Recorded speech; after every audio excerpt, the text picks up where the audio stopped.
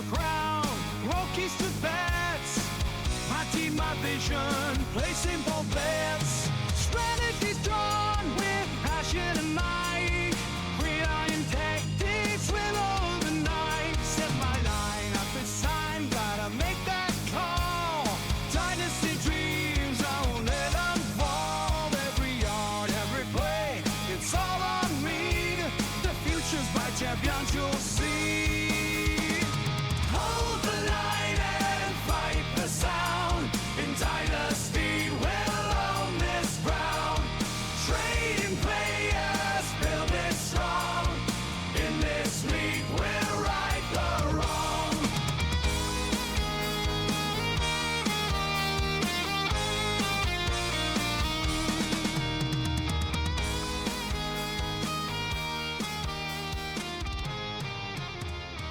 Good day. Welcome back. It is episode 11 of the Fantasy Flyer Fiddy Tree Edition. My name is Derek. I am your esteemed host. I've been away for a few days. If you may notice, things behind me in the hangar are a little bit different.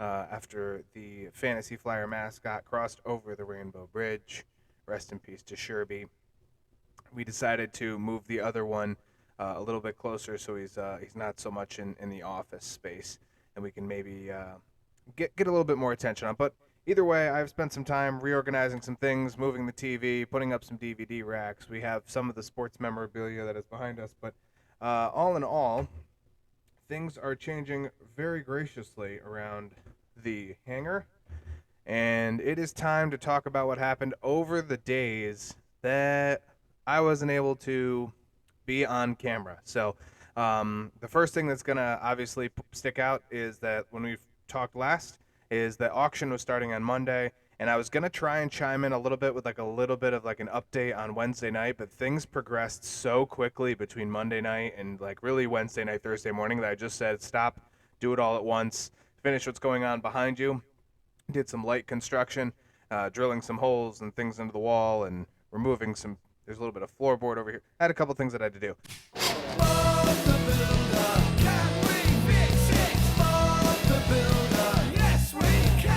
So, with that being said, we are going to chit-chat about what happened. So we are going to start right at Monday, and we'll kind of go through this. I'm not going to try and talk about a lot of them. There are a lot of players. They're actually still auctioning right now. I am complete. A couple other teams are complete from the auction, and well, let's kind of jump right into it right now. So we will start off the first. Like, you're looking basically right now at about the first, I'd say 20 players. There's not 20. There's 17 here, but the first 17 players that were put up to bid for the most part. Zach took Kenny Pickett, handcuff for Jalen Hurts. Taylor went with Dak Prescott, ended up paying more for him now than when Dak was on his roster before he dropped him. So that didn't work out. Bit of a gamble. Chris Godwin was one. This is all Monday night. You can see the times over on this side. And, Kenny Pickett, nobody touched. Josh Johnson, nobody touched. Dak Prescott was bid up, but never left Taylor's control. He always had high bid.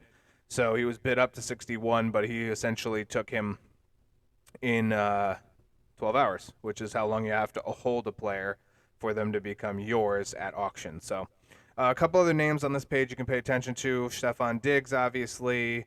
Devontae Adams, Ezekiel Elliott. I will point out Roquan Smith, who was not only the first defensive player, but went for an exorbitant amount of money, in my opinion. $12 for Roquan Smith is a hefty price.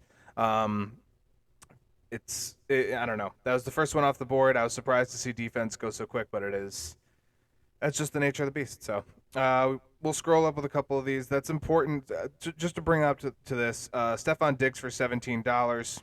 That is a win. Devontae Adams for $31 is expensive, in my opinion. I know that he's been declining 3 years on several key statistics. He's gone down in targets, yards per catch. His targets, despite his target share going up, he has gone down in receptions, not targets, excuse me. His target share has gone up the last 3 years. His receptions have gone down. There's just a lot of things that I did not like about Devontae Adams going into this. Not only the draft, but going into the season. So to see Devontae go for $31. Interesting. Zeke going for $6 is probably a steal for the most part. He is in a committee, but you can assume he will probably have the goal line work. So for $6, shout out to Doran who got Zeke for $6.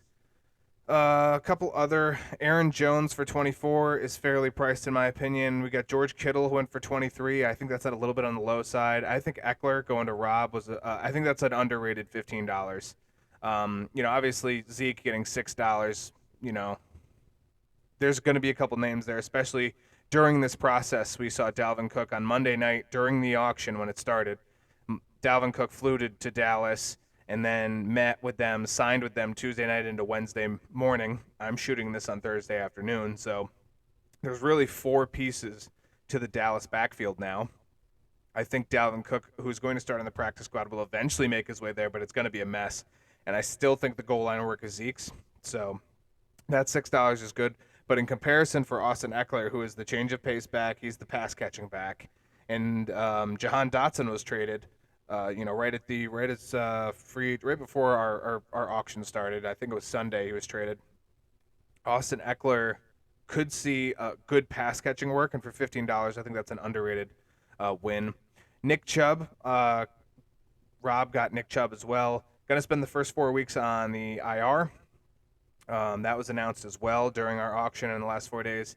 So kind of an interesting time for the whole league to kind of have this auction go on, because a lot of things happened. Tuesday was the cut day for getting teams down to 70, so that you can get, well, actually it's 53, and then you could reestablish your practice squad, but essentially 70 men. And there's this new rule with IR players. You can put people on IR. Nick Chubb was kind of a lock for that for the Browns. So Nick Chubb at $17. It's going to be a gamble to see if his value when he comes back, if he can ramp up, and when he comes back and when he can ramp up, for that to be effective for the cost. Marquise Brown at $6, 50-50 on that one. I did get Dalvin Cook, which I just realized now was the first player I won in the auction, was Dalvin Cook, for $3. Gamble, right? Same kind of concept as Nick Chubb, except one is working his way into a playbook, the other one is working his way off IR.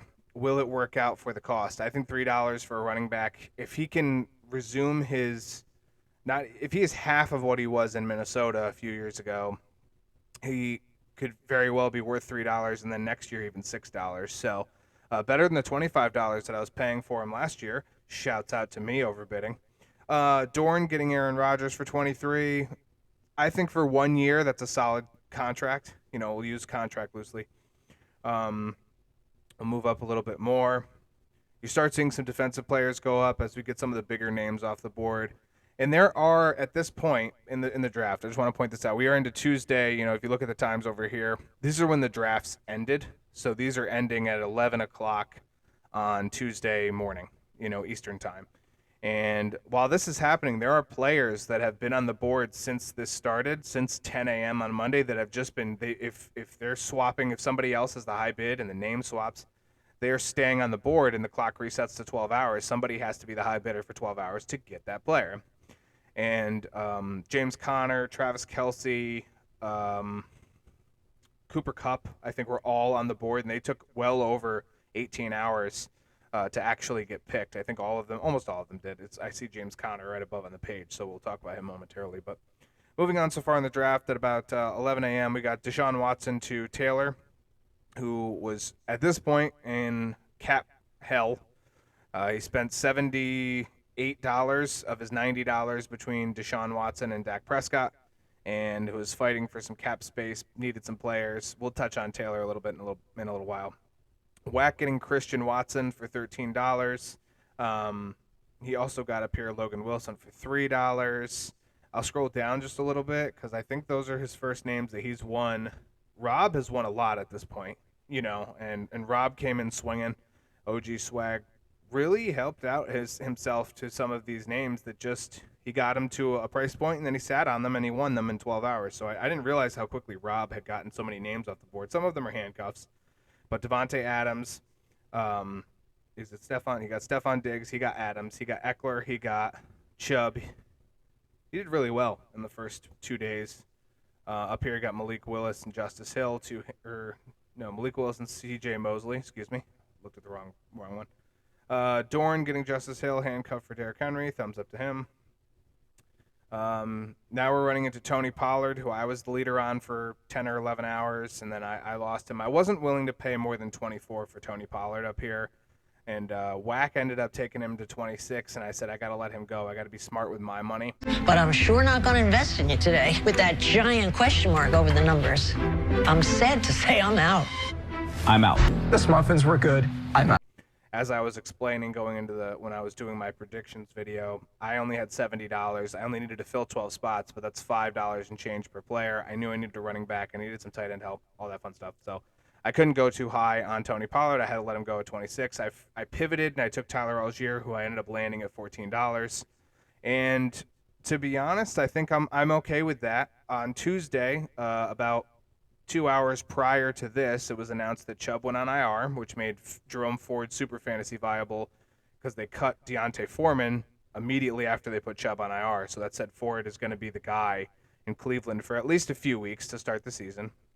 Algier was nice. I already had Dalvin Cook, so I said there's some, and Saquon and Rashad. So I'm thinking to myself, I'm at least okay at the running back position, assuming health right now. I do want to point out that Matt starts coming in through here. Matt right here, 147, 148 in this box. Daniel Jones at $20. Najee Harris at 30. He starts picking up some steam. I think those are his first wins, and they are his first wins here to get some players in, and he starts getting a little more aggressive. Whack is already being aggressive. He gets Tony Pollard. He gets J.K. Dobbins at 16 to handcuff Gus Edwards, who he also has. He gets Derek Brown, a defensive tackle, for $1. It's really, like, at this point, things are starting to get dicey, honestly. We're getting a lot of player movement. The money is evening out. So 37 for James Conner, who finally went at 11:30 in the morning on Tuesday. James Conner for $37, like that put Jimmy down in the $50, $60 or $70 range. Whack had spent $29 on Pollard. He spent $16 on Dobbins. He had Watson for $13. He was getting down in that same range. You can see a couple of the folks with lesser amounts of money. Ian here, he got Carson Wentz. They're still throwing their name in the hat for some of these handcuffs. You got Josh Dobbs, Mitch Trubisky. Basically, when we've seen 62 and 66 quarterbacks respectively over the last 2 years play, those are valuable pieces because they could be really important down the line, especially Josh Dobbs, who's played for 4 teams in the last 2 years. But yeah, so some of these, everybody's kind of evening out for the money, and we all kind of start going for who we're going to go for, but we all have kind of similar heights as far as where the players go with their value, and it starts to show here. Keenan Allen at $11 is a very good contract for Matt. We have Quentin Johnson, went for $3 to Jimmy. I don't hate that. Cooper Kupp finally goes at 9 o'clock at night to Dorn. He takes him for $26. Probably a pretty fair contract, I think, for Cooper Kupp. Sam Darnold for $17 went Tuesday at 11 o'clock at night. And this is where things, right in this neck of the woods, this is where things start to get a little messy between I'm in on a quarterback, I'm in on Derek Carr, I'm in on Russell Wilson, I'm in on Justin Fields because he's the backup to Russell Wilson, also young, also could be somewhere next year. There's a lot of questions with his value, right? But I'm not the only one. Whack and Commissioner Zach are also in on this, and Whack outbids Zach, and Zach outbids me to take Derek Carr, and I took both Fields and Russell, who were in Whack's control, and I took them back. And I basically said, like, no. Like, I literally went into our chat and I said no. And it stayed that way. So as we get up a little further, we'll see some other names that are underrated. Travis Kelce finally goes off the board for $44 about 19 hours after the draft. No, excuse me, that is wrong. At about, God, math is hard, 37 hours after the draft starts for $44 to Whack. This was holding down his salary for $44. I take Yaya Diaby for a defensive end. I took Zach Ertz for a depth piece. at tight end. I do have T.J. Hawkinson. Don't know his time frame for return.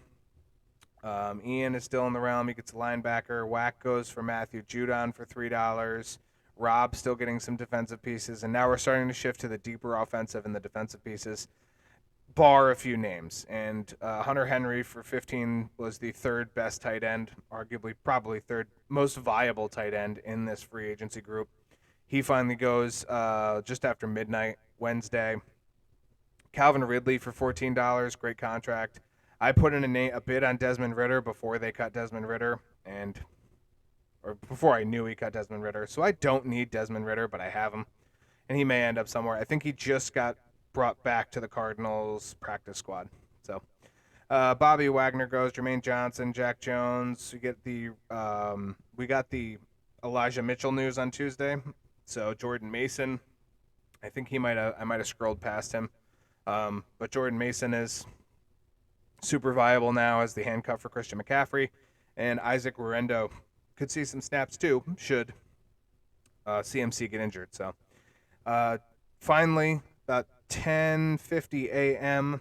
on Wednesday, another 12 hours after the quarterback swap with me and Zach and Whack, Zach gets Derek Carr for $21. I took Russell Wilson for $16 and Justin Fields for $13, all of that in a matter of 5 minutes. So my quarterback room is very loaded right now, and we'll talk about my roster as well as everybody else's and how they look in full in the future, in the next few videos, as we start talking about the actual team rankings going forward. Jordan Mason goes, there he is, $11. Cortland Sutton for $13. DeAndre Hopkins to Ian for $8. Ian said he wanted D-Hop, and it was late enough in the draft. We were all below like $30 in usable cap, and he said, I think I can get him for $8. Colin Granson, the tight end for Rob. Good idea to take advantage of the Jelani Woods injury news. Joey Bosa goes. Tank Bigsby. Jacoby Myers for $4. I got Adam Thielen, Shaq Thompson, and Jadeveon Clowney for a total of $5. Got a couple more tight ends. I took Michael Mayer and Kenneth Gainwell last night just before midnight. I managed to get all of them. These 5 players are Kenneth Gainwell, obviously the handcuff for Saquon. Michael Mayer was now going to be my 5th tight end that I have on my roster. Again, Hawkinson is hurt, so Ertz, Fant, Jatavian Sanders, and Michael Mayer are currently my 4 active tight ends going into the season. Again, more defensive pieces come off the board. Nothing amazing. This is going into, let's see, last night. I took Jimmy Garoppolo, who is suspended for 4 games, but he will end up being the handcuff for Matthew Stafford. Daniel Bellinger, Israel Abanikanda, I can't say that name, Cordero Patterson for $1, Tyler Taylor for $1, Jameis Winston for $1, Tucker Kraft for $1, Kyler Gordon for $1. A lot of you can tell everybody is just filling out their roster at this point. Some cornerbacks, some defensive ends, getting some depth pieces, people who might have high upside. We're about to come up onto back to the saga of Taylor, and Taylor has somewhere in here. Did I pass it? He gets, he won Kendre Miller for $10. And I had my eye on Kendre Miller, and my ceiling on him was about $4. I said I'd probably go to $5 if I had the money, and it quickly flew past $5. He was $10 for Kendre Miller is a bit of a question mark when you're holding on to somebody. He did draft him in the 2023 draft. So, you don't want to give up somebody. He gets him back for a second-round price. If he can come out of the shadow of Dennis Allen hitting, I don't understand what Dennis Allen's problem is with Kendre Miller. I know the guy's hurt a little bit, but it's not exactly like it's not like anybody can really do anything about it. It's not like he's not Zion Williamsoning it.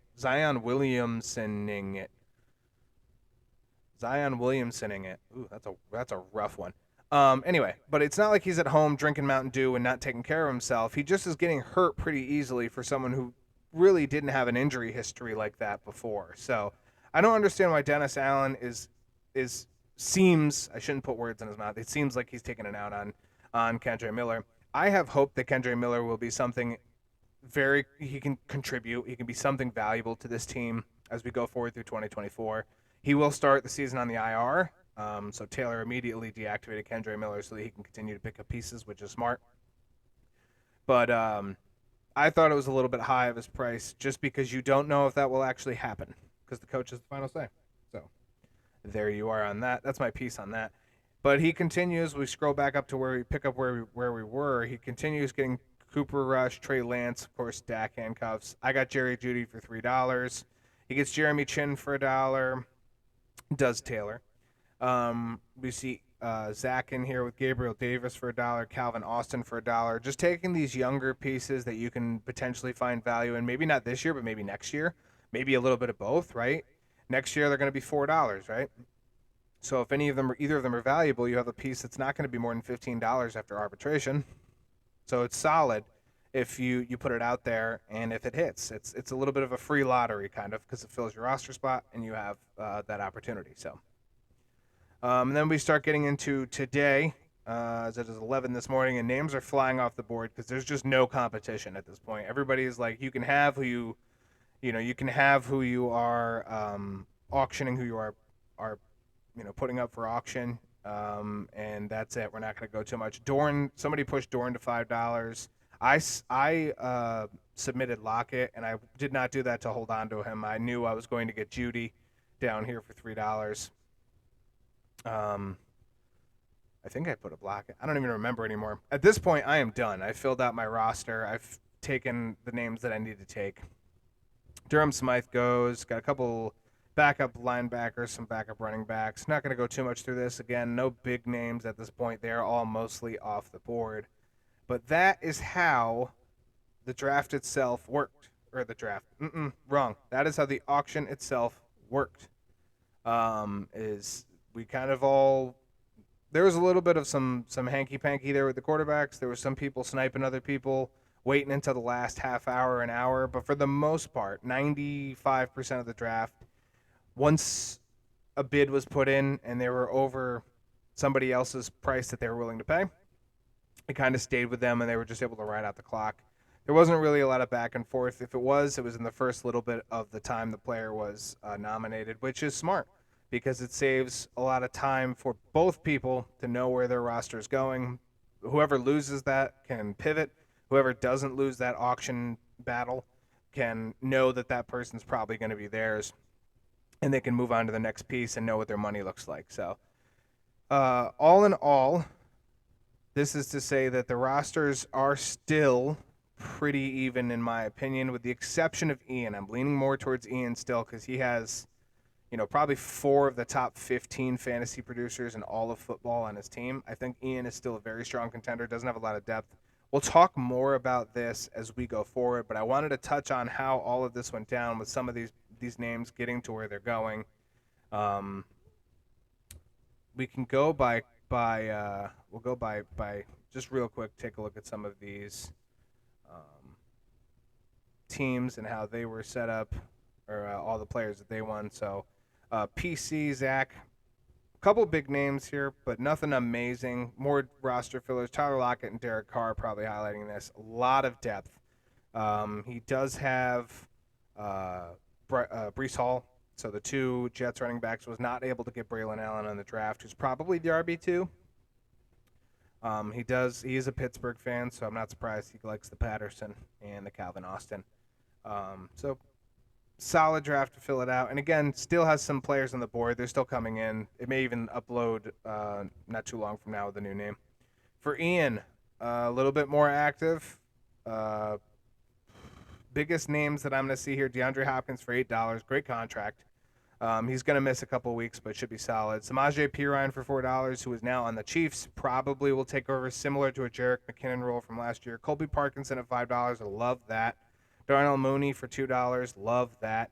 Jalen Ramsey and Patrick Surtain for $1 each at a cornerback position with inflated scoring. Love that. So he's done really well to kind of maintain a defensive stance as well going through this. And then tight end, he had none coming in. You'll see Jared Everett, Hayden Hurst, Dawson Knox, Colby Parkinson. He has loaded up on some tight ends that are a little bit more dart throw, but you got to have somebody in the spot. 2, Jack Dorn now. Biggest names, Zeke, Aaron Rodgers, Cooper Kupp, first 3 off the top. I think Hunter Henry means a lot. He does not have a lot of tight end depth. Cortland Sutton, great depth at the wide receiver position. Trayvon Diggs and Minka Fitzpatrick, great names to pick up for the defense. On to Colton. Biggest picks up pick. Wow, speech. Biggest pickups here. Sam Darnold, $17, could be very useful. I think that offense is going to be good. Jacoby Myers for $4. A couple handcuffs down here in the Jake Browning, Hendon Hooker, Mike Gesicki area. He's not a handcuff, but he gets Carson Steele for $3, who will probably be the running back 3. A couple linebackers up top. To Jimmy. Jimmy's going to have a fairly impressive list here, I think. Roquan, I will still point it out that it's $12. I think he's overpriced, but he's one of the best linebackers in the league, especially when it comes to the number of tackles he has on an annual basis. Aaron Jones, George Kittle, James Conner. A lot of money spent on these guys, 37 and 47, you're talking $84, but if Conner can stay healthy, that's a good one, and I love the George Kittle contract. Calvin Ridley for $14, another one it's worth pointing out. Some of the defensive pieces are just $1, and that's about all you're going to get out of him, as he has filled up his roster really well for someone who did not have a lot of money to spend going into this. With these guys, if you look at it, you're talking to yourself at $96 for Roquan, Aaron Jones, George Kittle, James Conner, but everything else other than Calvin Ridley is very, very, very cheap to fill out that roster. So I think Jimmy did a really good job. Shouts out to Jim. To Rob as well did a pretty good job. Stephon Diggs for $17. I love that. Devontae Adams for $31. Not a fan of the price, but the player is still going to be obviously super fantasy viable. No lower than a top tier or mid tier wide receiver too. Like, that's his floor. So for $31, I guess you can't complain too much. Austin Eckler, Nick Chubb, J.C. Horn at the cornerback position, a couple tight ends. You got Jameis Winston for $1, who may or may not, just like the other quarterbacks here, may or may not be valuable down the road, as we've seen a lot of quarterbacks play in the league. My pickups is a little bit of a shorter list. I have picked up 16 people, and I only needed to pick up. Well, I only needed to pick up 15, but somebody went to the waiver to the IR. That being T.J. Hawkinson. So I had to pick up 16. Dalvin Cook, Devin Diablo, Tyler Algier is probably the biggest one for me. Russell Wilson and Fields behind. Thielen for $3. I think that's going to be a very, very affordable contract. Jerry Jeudy for $3. May or may not work out. But if they gave him a contract, he means something to the Browns. So I'm hoping that he becomes a fantasy viable player as well. Michael Mayer, Kenneth Garrett, filling out the roster again. Honestly, I'm pretty happy with how my draft went. I wouldn't put it as the best in the league, but it was definitely do what it needed to do for me. For Taylor, Dak Prescott, Deshaun Watson, Tyler Higbee, Kendre Miller, and Kendrick Bourne. All three of these names right here, straight to IR. And he's still got some names out there that he's bidding on. And he is just filling out with the $1 players. Matt went with Chris Godwin, Najee Harris, Daniel Jones, a bunch of defensive pieces that are pretty solid. Sam Howell for $3 is he the handcuff? Does he have Geno? I believe he has Geno, so that makes sense. Solid draft for Matt as well. I thought it was a little bit better than this, but still, he filled out his holes that he needed, which he didn't have a lot of holes to begin with. Najee Harris for $30. I'm not a huge fan of that contract, given what he's done over the last couple years. He's not projecting to be the starter. He is looking to be outtouched by Jaylen Warren. But he could have the goal line role, assuming that the Steelers' offense gets good enough to get there more frequently. That could be very valuable. So I get the price on that a little bit more than last year. I'm a little biased, I guess, with last year's and the year before, the statistical drop-off. But goal line work will prove me wrong. And last but not least is whack, and what a list this is going to be. Christian Watson, Tony Pollard, J.K. Dobbins, Travis Kelce, Matthew Judon, Kwity Paye, Derwin James, Jordan Mason, Joey Bosa. Some of the bigger names there. Filled most of the holes that he needed. He needed a tight end. He went out and he paid for Kelce. He needed some running back depth. He definitely got a starter in Tony Pollard. He got J.K. Dobbins to be the handcuff. He got Jordan Mason for some big injury depth. And then, of course, defensive got Antonio Gibson for some running back depth. And then, of course, defensively, defensive tackles, safeties, linebackers did a really good job for WAC. So that is going to do it for this video. I just wanted to kind of point out how, or kind of relay how all of this went down, because I was trying to split this up and to do it, and it just wasn't going to work out. So a lot to cover.